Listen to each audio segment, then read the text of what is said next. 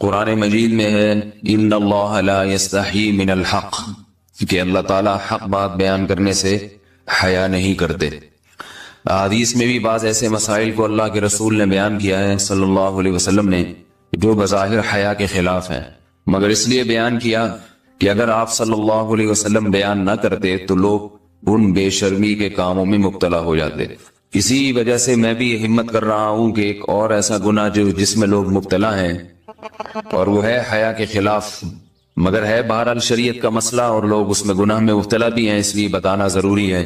وہ یہ ہے کہ لوگ شادی کے بعد بھی آج کی نوجوان نسل زوجہ سے، بیوی سے غیر فطری طریقے سے ہم بستری کرتے ہیں، انٹرنیٹ پہ بیہودہ فلمیں دیکھتے ہیں، تو جو چیز انگریزوں کی دیکھ رہے ہیں کہ ان کے کلچر آہستہ آہستہ میڈیا کے ذریعے ہمارے معاشرے میں بھی آ رہا ہے۔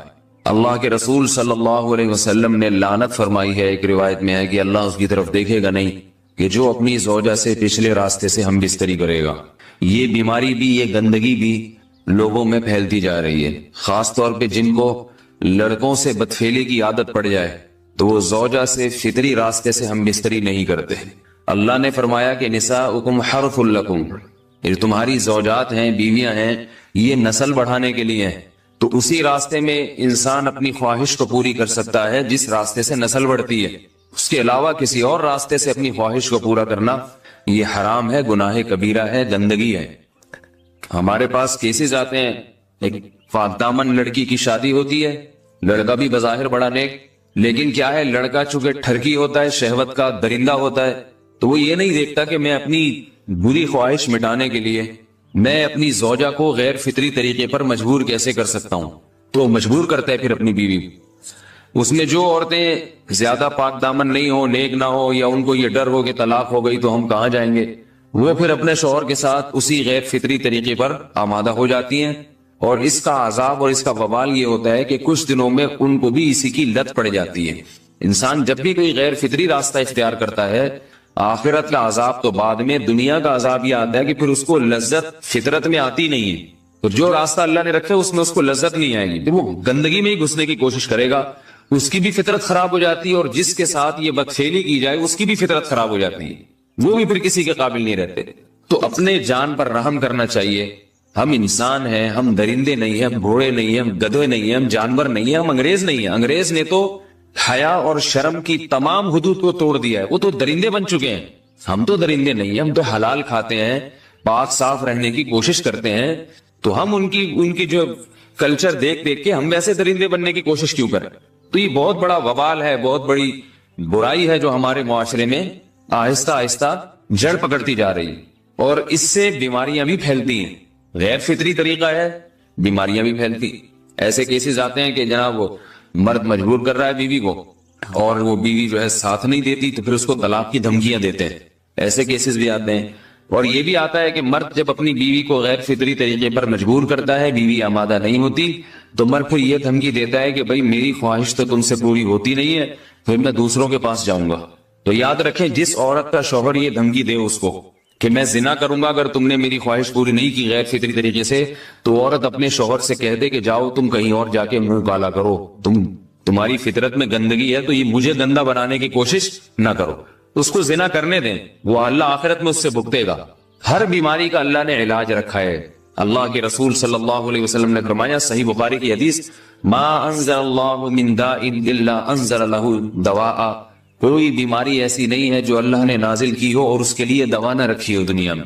تو اگر کسی کو ایسی لت پڑ گئی ہے غیر فطری کام کی، تو اس کو چاہیے کہ وہ اپنا علاج کرائے، ڈاکٹر سے بھی رابطہ کرے، اور سب سے بڑا علاج یہ کہ کچھ وقت صبر کرے گا، چھوڑ دے گا کچھ عرصے کے لیے، تو خود بخود آہستہ آہستہ صحیح ہو جائے گا۔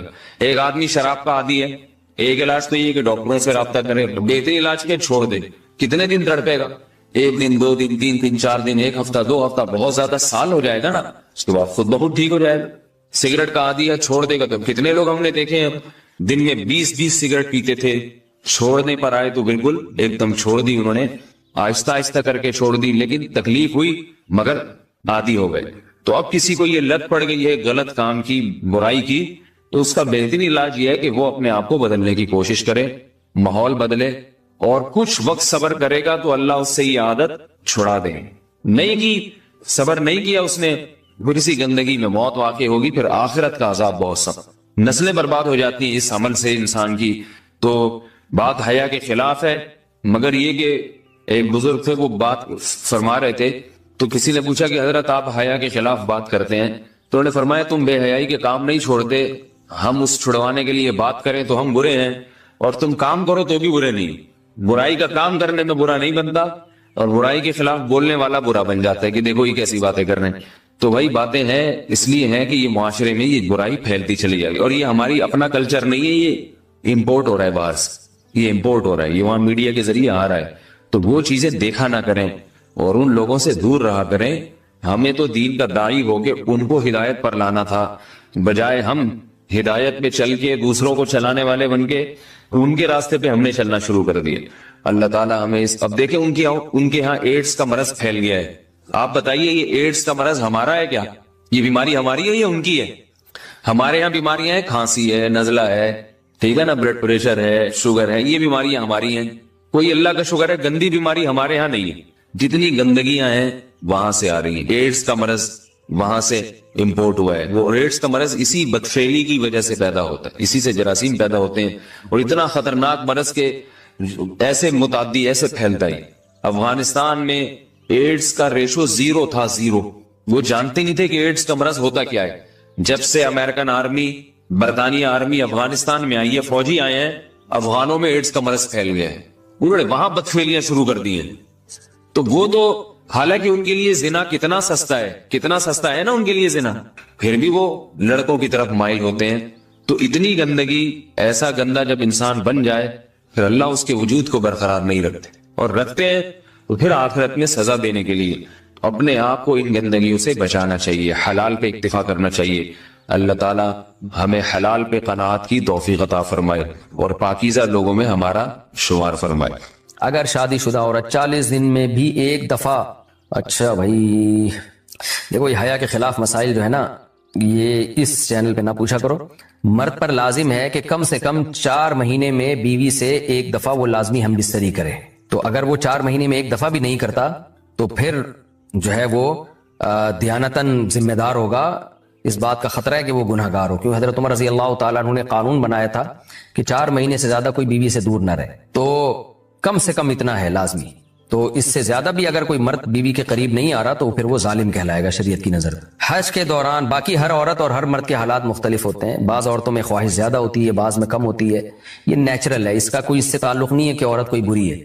بعض دفعہ عورت میں یہ خواہش نفس بہت زیادہ ہوتی ہے، اس کی ریکوائرمنٹ بہت زیادہ ہوتی ہے، تو لوگ پھر مرد اس بیوی کو برا سمجھنا شروع کر دیتے ہیں، حالانکہ اس کا برائی اور اچھائی سے تعلق نہیں ہے۔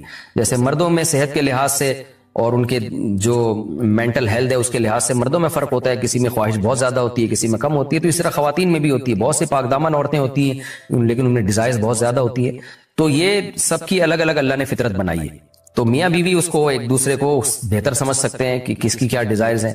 بہرحال اگر مرد میں عورت کی ڈیزائرز پوری کرنے کی طاقت نہیں ہے، عورت میں بہت زیادہ ڈیزائرز ہیں، مرد میں کم ہے، تو ایسی صورت میں عورت پھر مرد سے طلاق مانگ سکتی ہے کہ بھئی میں سیٹسفائی نہیں ہو پا رہی ہوں اور میری ریکوائرمنٹ زیادہ ہے۔ تو مرد اگر طلاق دے دے تو اچھی بات ہے، نہیں دے تو پھر عورت کو چاہیے اسی کے ساتھ گزارا کرے۔ ہاں اگر 4 مہینے تک بھی مرد بیوی کے پاس نہیں آتا ہے تو پھر مرد پر لازم ہے کہ عورت کے مطالبے پر اس کو وہ چھوڑ دے، کیونکہ پھر تو جوان عورت کو بہرحال گناہ کا خطرہ ہے۔ جسمانی تعلق نہ رہنے سے نکاح پر اثر۔ لاہور سے کسی نے پوچھا اگر میاں بیوی کا آپس میں کوئی جسمانی تعلق نہ ہو تو کیا نکاح پہ کوئی فرق پڑے گا؟ نہیں، اس سے کوئی فرق نہیں پڑتا، جب تک شوہر طلاق نہیں دے گا نکاح ختم نہیں ہوگا۔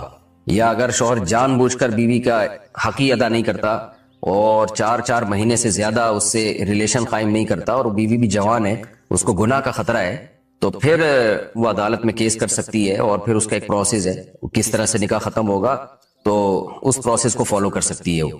تو خلاصہ یہ ہے کہ شوہر گناہ گار تو ہوگا کہ اس میں طاقت بھی ہے اور بیوی بھی جوان ہے، تو وہ کیوں اس کا حق ادا نہیں کر رہا، لیکن نکاح خود بخود ختم نہیں ہو جاتا۔ بیوی بچوں سے کتنا عرصہ دور رہ سکتے ہیں؟ بندہ کام کی وجہ سے 2 سال ملک سے باہر رہتا ہے، کوشش کے باوجود چھٹی نہیں ملتی، کیا اتنی دیر بیوی بچوں سے دور رہنا جائز ہے؟ نامعلوم۔ بھائی دیکھیں، ایک تو ہے حضرت عمر رضی اللہ تعالیٰ عنہ کا مشہور واقعہ ہے کہ آپ نے کچھ خواتین سے پوچھا تھا کہ عورت کتنا صبر کر سکتی ہے مرد کے بغیر، تو بعض صحابیات نے بتایا کہ 4 مہینے. تو حضرت عمر نے قانون بنایا کہ جو مجاہدین محاذ جنگ پہ لڑ رہے ہیں 4 مہینے سے زیادہ دور اپنی بیویوں سے نہیں رہ سکتے. تو اس اصول کا تقاضا یہ ہے کہ وہ زمانہ بھی پاک دامنی کا زمانہ تھا، نیک لوگ تھے، تو اصول یہی ہے کہ 4 مہینے انتہا ہے عورت کے صبر کی. تو ایک نارمل عورت کے لیے اس سے زیادہ صبر کرنا مشکل ہوتا ہے. تو اس لیے بہتر یہی ہے، قانون یہی ہے کہ 4 مہینے سے زیادہ دور نہیں رہنا چاہیے. اور قرآن نے بھی یہ حکم دیا ہے کہ اگر کوئی قسم اٹھا لے کہ بیوی کے پاس نہیں جائے گا، قسم اٹھا لے، ایسا ہی نہیں بلکہ قسم اٹھا کے، تو پھر 4 مہینے میں طلاق واقع ہو جاتی ہے. بعض فقہا کے نزدیک عورت کو طلاق کا اختیار ہو جاتا ہے عدالت کے ذریعے، بعض کے نزدیک ہو جاتی ہے طلاق. تو اس سے بھی پتہ چلتا ہے، قرآن سے بھی اشارہ ملتا ہے کہ 4 مہینے جو ہے یہ ایک انتہائی مدت ہے ایک نارمل عورت کے لیے. تو اس زمانے میں تو اس کی اہمیت اور زیادہ بڑھ گئی ہے.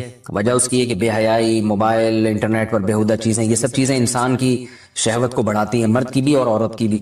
تو اس لیے بھائی میں تو آپ کو مشورہ نہیں دے سکتا کہ آپ 2 سال بیوی سے دور رہیں. میں بدگمان نہیں ہو رہا، بہت سے لوگ 4 سال دور رہتے ہیں، ان کی بیویاں بھی پاک دامنی کے ساتھ زندگی گزارتی ہیں، خود بھی بڑے نیک شریف بن کے زندگی گزارتے ہیں. بہت سے ایسے لوگ الحمدللہ ہمارے معاشرے میں ہیں. لیکن بہرحال اس کلچر کو، اس رواج کو فروغ نہیں دیا جا سکتا، اس کو اپریشیٹ نہیں کیا جا سکتا شریعت کے لحاظ سے بھی، عقل کے لحاظ سے بھی. 2 سال تک مرد کے لیے صبر کرنا کتنا مشکل کام ہے. وہ کھا بھی رہا ہے انڈے پراٹھے اور جناب کھانا پینا اسی سٹائل میں چل رہا ہے، یا تو روزے رکھ کے اپنے آپ کو آدھا کر دیا اس نے. تو سوال عورت کے ساتھ مرد کا بھی تو ہے نا. مرد نے تو قوت اور شہوت اللہ نے اور بھی زیادہ رکھی ہے، تو وہ کیسے صبر کرے گا؟ مرد کی جو قوت برداشت ہے وہ فقہا نے اور اطباء نے بیان کی 1 مہینہ ہے. تو 2 سال تک بیوی سے دور ہیں. میں پھر بھی بتا دوں، میں بدگمان نہیں ہو رہا کہ جو دور ہیں آپ ان کے بارے میں برا سوچنا شروع کر دیں، لیکن بہرحال یہ اپنے آپ کو فتنوں میں ڈالنے کے مترادف ہے. اس لیے ایسی جاب نہ کریں. 2 سال تک بیوی سے دور ہیں، یا تو بیوی کو ساتھ لے کر جائیں یا بیوی کے ساتھ ہی رہیں. کہیں ادھر ہی کم پیسوں میں انسان گزارا کر لے بیوی بچوں کے ساتھ، یہ زیادہ اچھا ہے. زیادہ پیسوں کی لالچ میں بیوی بچوں سے دور رہنا. باقی بیوی آپ کی راضی ہے اس جاب پہ، یا آپ کے پاس کوئی آلٹرنیٹ ہے ہی نہیں، آپ جاب چھوڑ کے آئیں گے تو آپ کو لالے پڑ جائیں گے کھانے پینے کے، تو ایک مجبوری ہے. مجبوری کے حکام الگ ہوتے ہیں، لیکن نارملی اس کی بہرحال ترغیب نہیں دی جا سکتی.